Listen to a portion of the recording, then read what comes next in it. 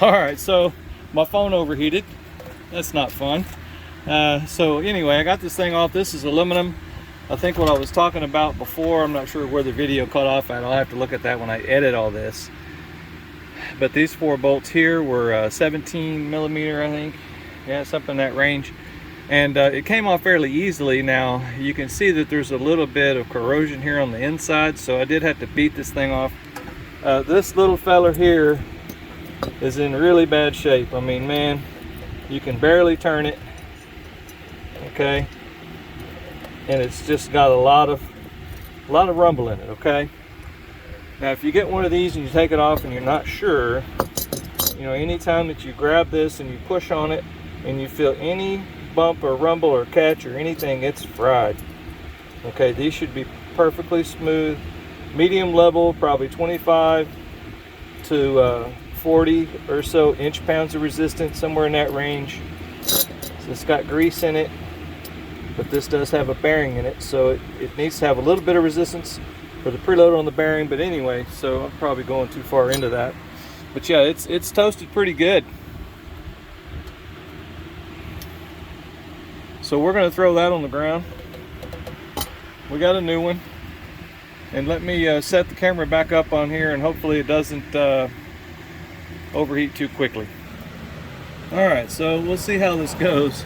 I'm having a heck of a time with this camera because it's so hot out here.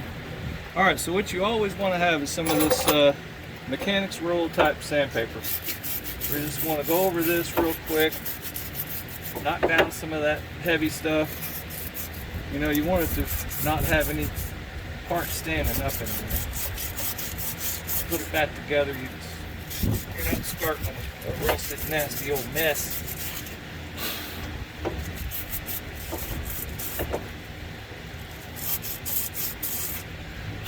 Alright, so there's that. Get some fluid film and let the fluid film do its job.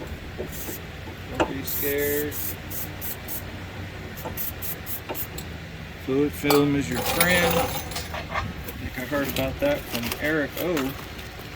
He's always working on all those cars up in New York, and he takes it apart, takes the hub off.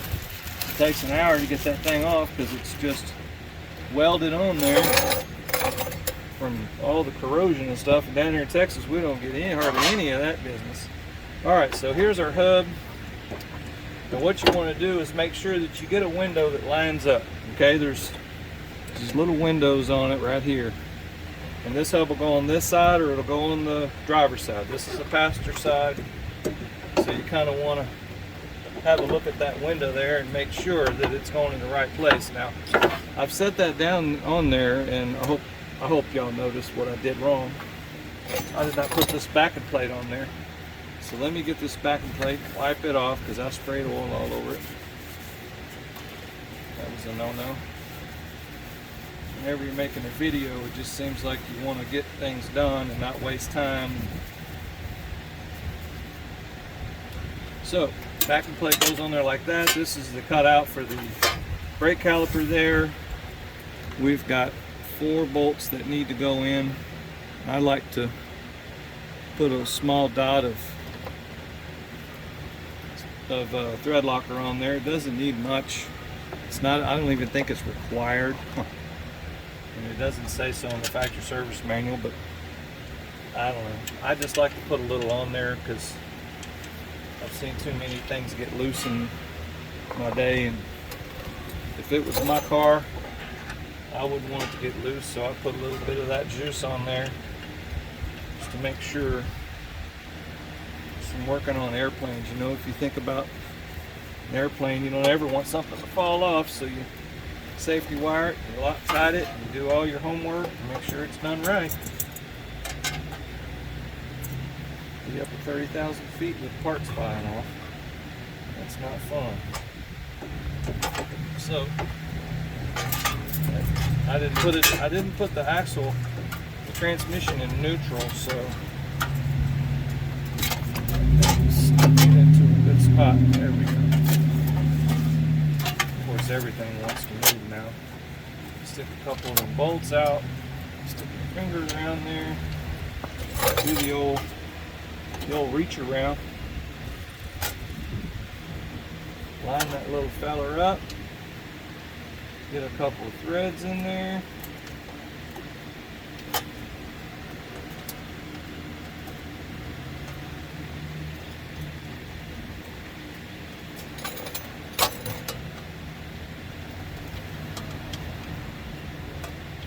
I like starting them all before I tighten anything up, because you don't want to risk anything not lining up and working properly, but because it's cockeyed or something.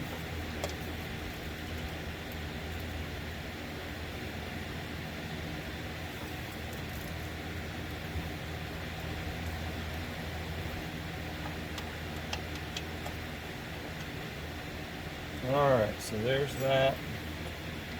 I got all 4 of them started a little bit. Everybody's happy. There we go. Success. Success, success. I could get to all 4 of these from one side with this extension like this, so that worked out pretty good.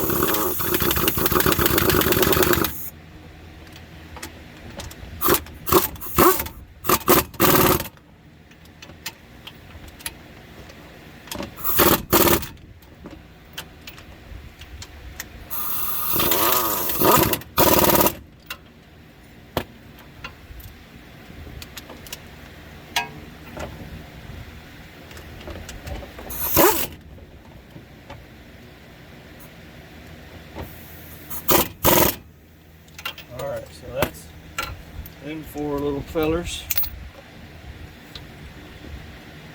I'm just putting the axle nut up to it for now. And then we get a little jolt of fluid film there, and we put some there. We get our rotor, put a couple of nuts in it.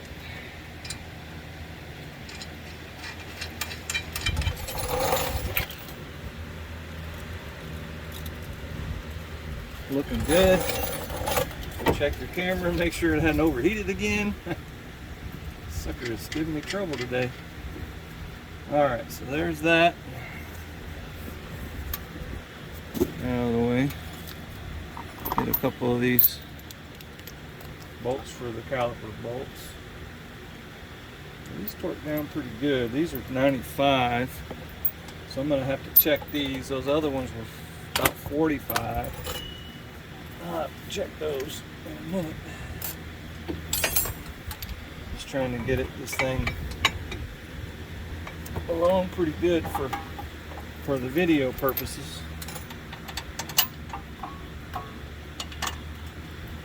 So that's that one. That's that one.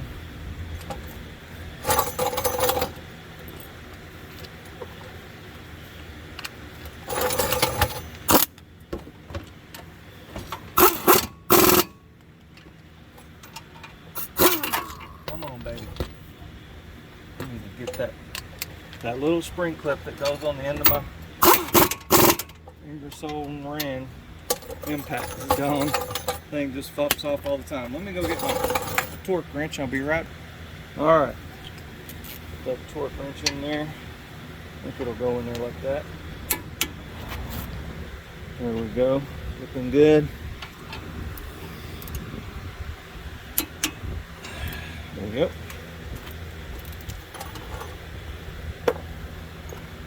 And this one here, I'm going to roll it up. Get it ready.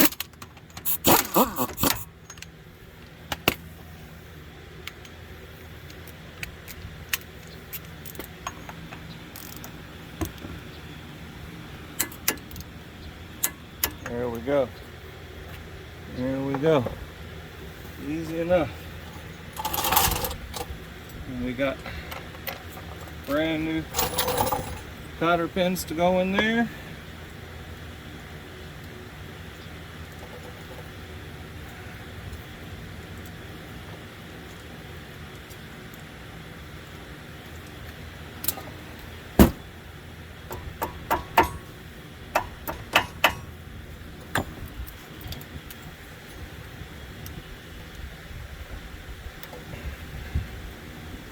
channel locks work better for that. All right. So this tie rod end doesn't torque down very much. I think it's like 20 something. So I always check the face of my nut to see which one is the one that went the right way. So it goes back together the way it's supposed to go, right? That way you don't have to clean that little feller off, because otherwise you put the dirty side on the wrong way and the dirt stands up under it and it doesn't go back together the way it should. Get that thing started on there.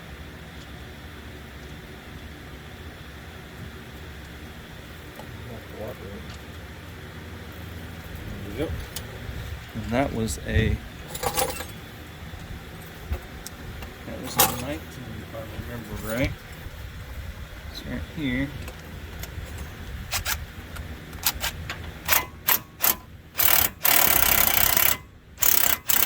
And of course, there we go. I was gonna start whining.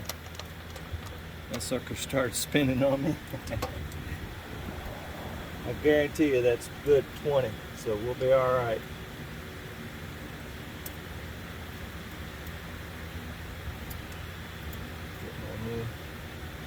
Cotter pin on it. I always curl the ends around because you don't want to catch the end of that cotter pin on your shirt or whatever. So I curl them around real good. Now we got this 8mm ABS sensor to put in.